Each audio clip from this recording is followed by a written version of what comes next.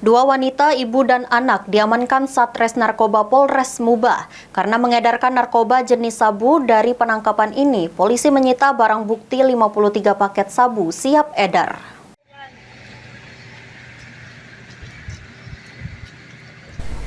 Jadikan rumahnya sebagai tempat transaksi narkoba, dua orang wanita yakni ibu dan anak berinisial PT dan SP warga desa Tanjung Agung Batar, Kecamatan Lais Musi, Banyuasin diamankan oleh anggota Sat Narkoba Polres Mubah.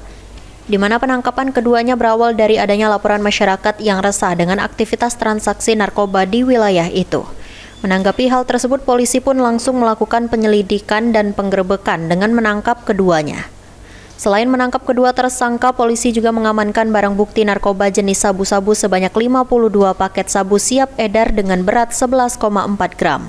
Jadi pada hari Kamis 7 Maret 2024 sekira jam 00.30 itu kita melakukan penangkapan terhadap dua orang yang diduga tersangka penyalahgunaan narkotika yang diduga jenis sabu, yang mana pada hari Kamis itu sekitar pukul 00.30 ada informasi dari masyarakat. Kita tindak lanjuti bahwa di rumah saudari PT yang beralamat di Dusun 1 Desa Tanjung Agung Barat, Kecamatan Lais, yang diduga sebagai tempat transaksi narkoba.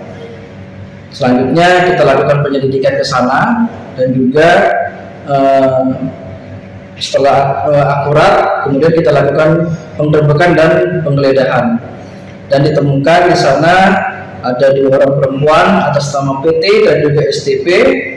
Ketika dilakukan pemeriksaan di tempat dan ditemukan barang bukti yang diduga narkotika jenis sabu sebanyak 52 paket.